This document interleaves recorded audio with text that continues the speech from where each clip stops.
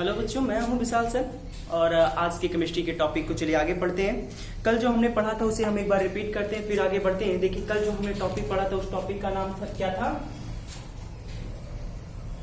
तनु विलेनों का want half समीकरण। ये हो गया आपका कल का टॉपिक। कल जो हमने पढ़ा था उस टॉपिक का नाम था तनु विलेनों का वांट हाफ समीकरण। देखिए, तनु विलेनों का वांट हाफ समीकरण क्या है, उसमें मैंने आपको बताया था कि इसके लिए मान लेते हैं सबसे पहले हम क्या करते हैं कि जो हमारा वॉयल वांट हाफ का नियम होता है पहले उसको अप्लाई करते हैं यहाँ पे।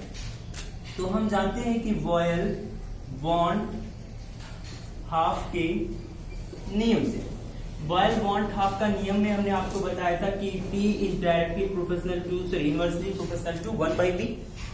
इसका मतलब ये होता है कि किसी भी कोई विलेन बना हो, अगर वो विलेन तनु हो, आवाष्पशील विलेय पदार्थ से मिलकर के बना हो, तो इस कंडीशन में विलेन का जो परासरण दाब P होता है, उस विलेन का टेम्परेचर स्थिर होने पर जो हमारा विलेन होता है उसके आयतन के व्युत्क्रमानुपाती होता है। इसे इक्वेशन नंबर फर्स्ट कर दीजिए आप। इसके बाद हमने आपको बताया था चार्ल्स वांट हाफ का नियम। तो अब हम चलते हैं चार्ल्स वांट हाफ के नियम से। इस नियम में मैंने आपको बताया था कि यदि विलेन की सांद्रता स्थिर हो तो उस विलेन का परासरण दाब भी उस विलेन के टेम्परेचर के समानुपाती होता है। समीकरण नंबर 2, दोनों समीकरणों को आप मिला दीजिए, समीकरण 1 तथा समीकरण 2 से। समीकरण 1 तथा समीकरण 2 से जब आप दोनों समीकरणों को मिलाएंगे तो आप पाएंगे P is directly and inversely proportional to T/V।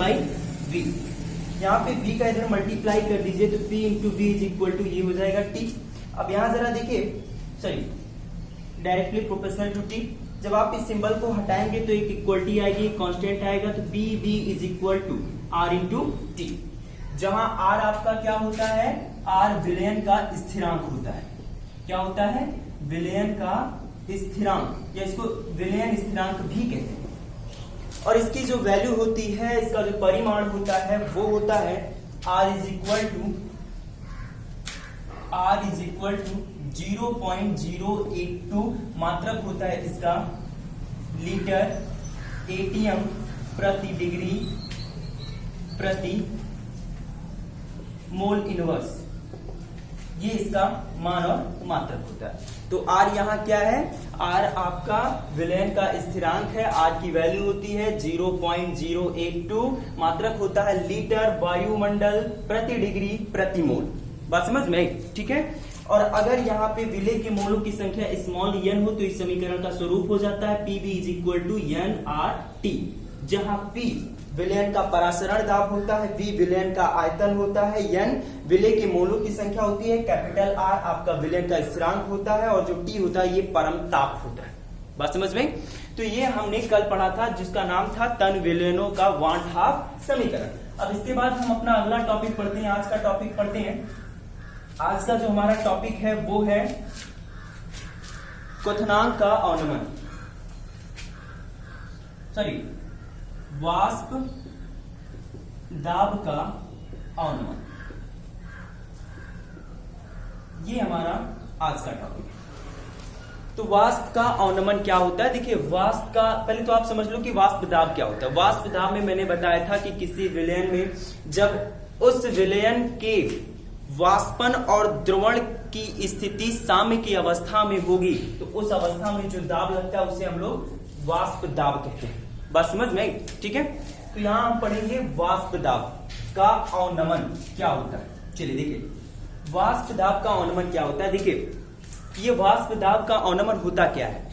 वाष्प दाब का अवनमन हमारे विलयन का ही एक अणुसंख्यक गुण है। कैसा अणुसंख्यक गुण है?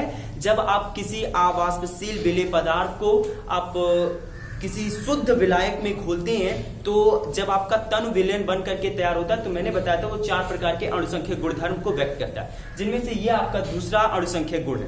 दूसरे अणुसंख्यक गुण का नाम क्या है? वाष्प दाब का अवनमन। वाष्प दाब का अवनमन किसे कहते हैं, इसकी परिभाषा देखते हैं। जब हम किसी विलायक में, शुद्ध विलायक में कोई अवाष्पशील विलेय पदार्थ घोलते हैं तो विलायक का वाष्प दाब घट जाता है।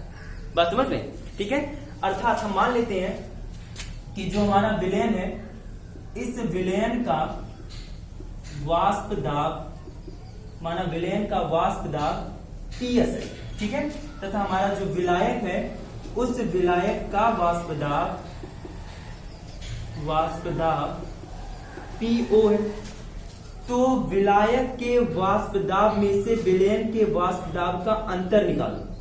यही जो अंतर आता है, इसी अंतर को हम लोग कहते हैं वाष्प दाब का अवनमन। बात समझ में आई? ठीक है, तो वाष्प दाब का अवनमन क्या होता है, एक बार देखिए फिर से परिभाषा इसकी, लैंग्वेज को देखिए। जब किसी अवाष्पशील विलेय पदार्थ को किसी शुद्ध विलायक में घोल करके एक विलयन बनाया जाता है तो शुद्ध विलायक का जो वाष्प दाब होता है ये घट जाता है। माना किसी विलयन का वाष्प दाब PS तथा विलायक का वाष्प दाब PO है, तो विलायक के वाष्प दाब PO तथा विलयन के वाष्प दाब PS के अंतर को हम लोग वाष्प दाब का अवनमन कहते हैं। बात समझ में? ठीक है, अब इसके टॉपिक के बाद जो हमारा अगला टॉपिक आता है जिसे हम लोग कहते हैं वाष्प दाब का आपेक्षिक अवनमन। अगला जो टॉपिक है ये है वाष्प दाब का आपेक्षिक अवनमन। अब देखिए वाष्प दाब का आपेक्षिक अवनमन होता क्या है। अभी आपको मैंने बताया वाष्प दाब का अवनमन।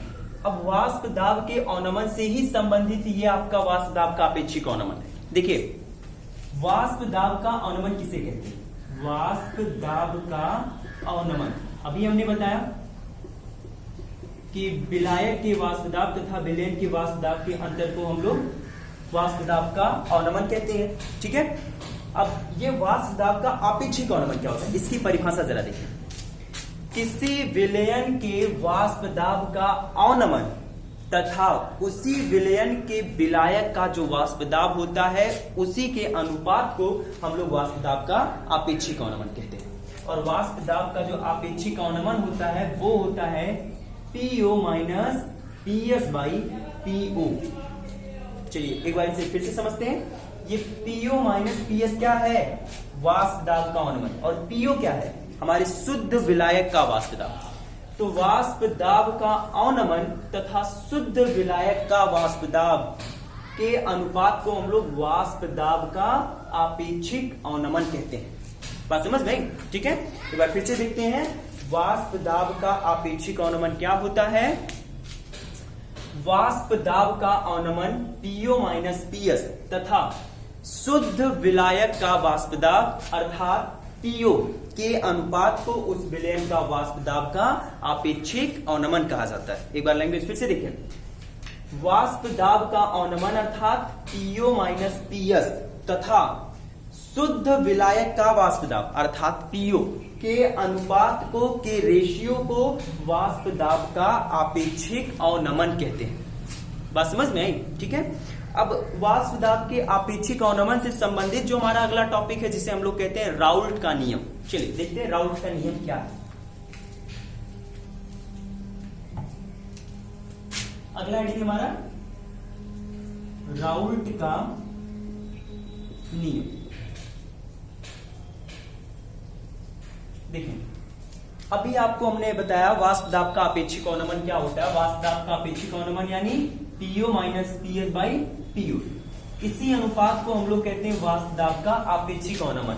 तो राउल्ट साहब जो है इसी पर अपना एक नियम देते हैं। वो नियम क्या है आइए देखते हैं। देखिए राउल्ट के नियम के अनुसार किसी विलयन के वाष्प दाब का आपेक्षिक अवनमन अर्थात PO minus PS by PO, किसी विलयन के वाष्प दाब का आपेक्षिक अवनमन अर्थात PO minus PS by PO का ये जो मान होता है, का जो अनुपात होता है, ये उसी विलयन में उपस्थित विलेय के मोल प्रभाज के बराबर होता है। यदि विलेय के मोलों की संख्या स्मॉल n हो तो उसका मोल प्रभाज small n plus capital.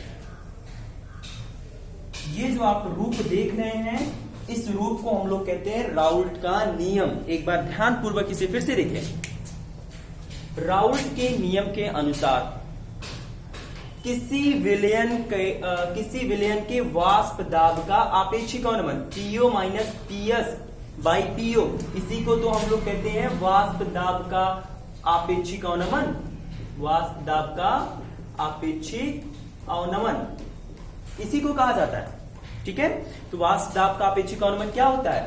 PO minus PO by PO minus PS by PO. और ये पीओ माइनस पीएस क्या है? ये वाष्प दाब का अवनमन है।